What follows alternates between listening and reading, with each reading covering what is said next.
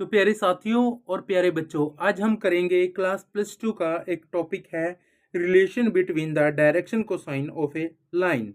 ये टॉपिक आज हम क्लियर करेंगे, बेसिक में आएगा ये। आपने क्या करना पड़ेगा, ये आपके पास एक 3D आपके पास प्लेन बना हुआ है, जिसको मैं बोल देता हूँ ये एक्स एक्सिस है और ये चीज है Z बन गया। पे हमने एक लाइन ड्रॉ कर ली, ये इस लाइन को मैंने बोल दिया कि R और यहाँ पे नाम बोल दिया S। 2 पॉइंट है इसके। तो इस लाइन को लेकर हमने क्या करना है, पहले क्या करना है आप लोगों ने इसके बारे में लिख लेना है। Consider a line RS। एक लाइन कंसीडर करी RS विद डायरेक्शन कोसाइन, उसके डायरेक्शन कोसाइन हम लेट कर लेते हैं विद डायरेक्शन कोसाइन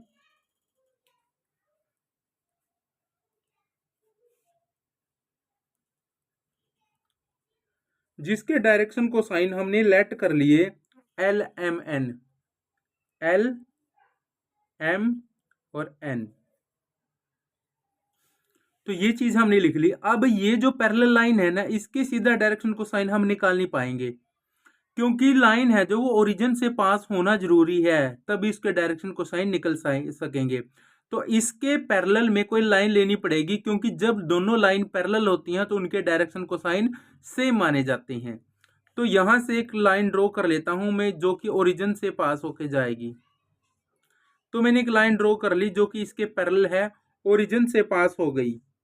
यहां पे ओरिजिन है O, ठीक है। तो ये पॉइंट ले लिया हमने।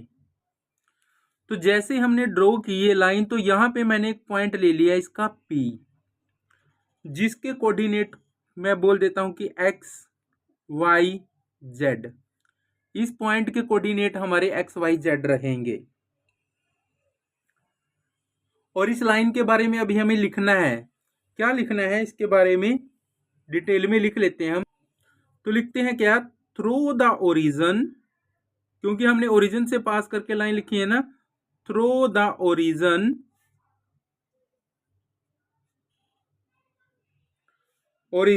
Draw a line parallel to, parallel का मैं सिंबल डाल देता हूं, स्पेलिंग नहीं लिखता, parallel to the given line जो हमने पहले ड्रॉ की थी RS, and take a point P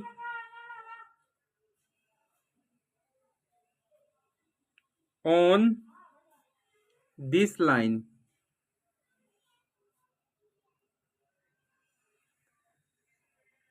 तो इतना काम हमने कर लिया। उसके बाद हमने एक जो P पॉइंट है ना, यहां पे जो P पॉइंट है, यहां से हमने एक परपेंडिकुलर ड्रॉ कर लेना है एक्स एक्सिस पे। तो ये हमारे एक्स एक्सिस है, यहां से इस पे परपेंडिकुलर ड्रॉ कर लो, बिल्कुल ऐसे। ये लाइन मैंने परपेंडिकुलर ड्रॉ कर ली। यहाँ पे मैंने पॉइंट को नाम दे दिया A, और ये एक ट्रायंगल बन गई हमारे पास PAO। ये एक परपेंडिकुलर ड्रॉ कर लिया जो कि एक ट्रायंगल बन गई, और ये ट्रायंगल हम यहाँ बना लेते हैं नीचे, क्योंकि परपेंडिकुलर लाइन हमेशा 90 डिग्री का एंगल क्रिएट करती है। तो जो A पे है ना, यहाँ पे 90 डिग्री का, क्योंकि परपेंडिकुलर लाइन 90 डिग्री का एंगल क्रिएट करे, तो यहाँ पे 90 डिग्री का एंगल है। तो यहाँ पे A ड्रॉ कर लेता हूं मैं। यहाँ पे P रहेगा हमारे पास, यहाँ पे हमारा ओरिजिन ये वाला पॉइंट ले लिया, और ये हमारे पास क्या माना जाएगा, जो O से P तक का, ये हमारे पास कोई वेक्टर मान लिया R, इसको कोई R दे दिया। और यहाँ पे जो एंगल है, यहाँ पे जो एंगल बना है, उसको नाम दे दिया अल्फा, ये नाम दे दिया। इतना काम करना अपने। अब इसके बारे में लिखना है, लिख देता हूं, from P draw a perpendicular, perpendicular का सिंबल बना दिया मैंने, perpendicular PA on the x axis. ये आपने काम कर लेना है। उसके बाद आपने क्या करना है, जैसे आपने ये फिगर बनाया है, ओ से जो पी तक लिया है हमने आर, वो चीज़ लिख लेनी है और फिर डायरेक्शन कोसाइन वगैरह हमें फाइंड आउट करने हैं। तो हम क्या लेके चलेंगे, हम लिखेंगे कि लेट जो ओ से पी था हमारा, वो हमने आर लेट किया है। तो देन जो हमारे पास अल्फा है ये वाला, इसका यूज करके एंगल का,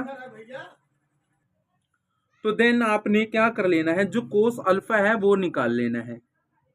कोस अल्फा कैसे आएगा, आपको पाइथागोरस थ्योरम आती होगी। पाइथागोरस थ्योरम में हम इसमें पंडित बद्री प्रसाद ये लिखते हैं ना, यहाँ पे मैं दिखा देता हूँ, पंडित बद्री प्रसाद हर हर बोले। तो ये जो वैल्यू होती है वो कोस की होती है, बेस बाय हाइट। तो इसमें भी बेस बाय हाइट उठा के हम कोस अल्फा की वैल्यू फाइंड आउट करेंगे।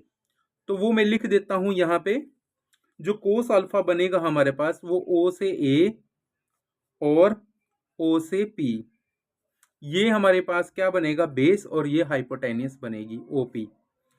तो जो ओ से ए है हमारे पास, ओ से ए ये पूरी लाइन, ये हम एक्स लेट कर लेते हैं, एक्स, इसको हमने एक्स लिख दिया। ओ से पी हमें पता ही है, ओ से पी हमारे पास क्या है, आर है, तो हम आर लिख देते हैं। ठीक है, यहां से हमारे पास जो वैल्यू आएगी, हमारे पास जो ये वैल्यू है ना, ये हमारे पास एल है, और यहां से हमारे पास बचा एक्स डिवाइड बाय आर। हमें वैल्यू निकालनी है एक्स की, तो एक्स की क्यों, आर को इधर ले आओ, एक्स हमारे पास हो जाएगा एल आर। ये हमारे पास एक्स की वैल्यू आ गई। उसके बाद आपने वाई की भी निकालनी है, जेड की भी निकालनी है। तो जो अगर एक्स की एल आर है, तो हमारे पास डायरेक्शन कोसाइन जो होते हैं वो होते हैं, एक होता है एल, एक होता है एम, और एक होता है एन। एल की वैल्यू हमने निकाल ली है, नहीं एक्स की वैल्यू निकालनी है जो कि एल में है, वाई की एम में आएगी और जेड की एन में आएगी। तो उसके लिए हम क्या करेंगे, तो सेम एज इट इज हम लेट कर लेंगे, जो वाई की जो वैल्यू आएगी, वाई की वैल्यू आएगी वो आएगी हमारे पास एम आर, वो कहीं ना कहीं एम आर आएगी, और जो जेड की वैल्यू आएगी वो कहीं ना कहीं एन आर बनेगी। देखो अगर एक्स एक्सिस की बात करें तो हमारे पास बनेगा एल आर, वाई एक्सिस की बात करेंगे तो एम आर आएगा, और जेड एक्सिस की बात करेंगे तो एन आर आएगा।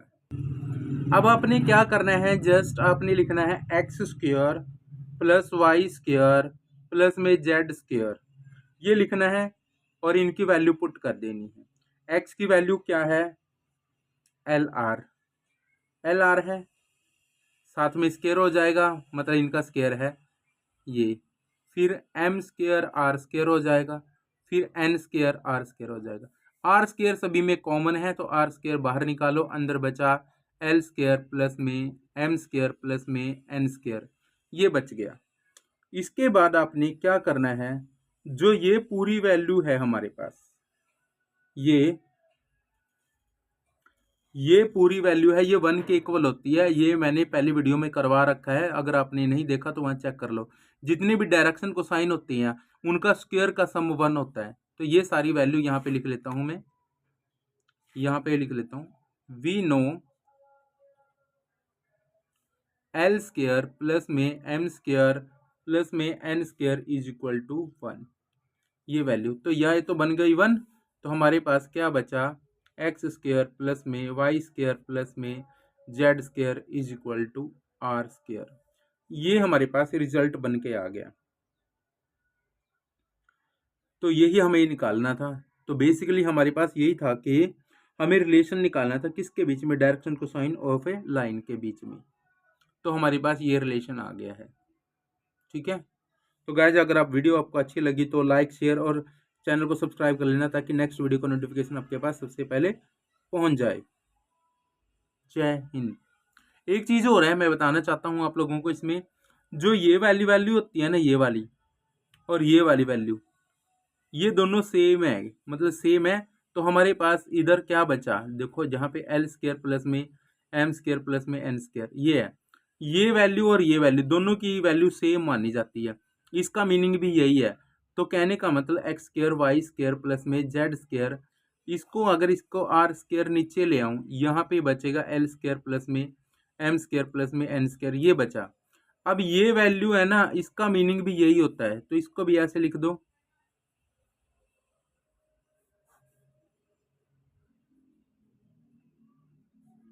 यहाँ पे एल स्क्वायर प्लस में एम स्क्वायर प्लस में एन स्क्वायर।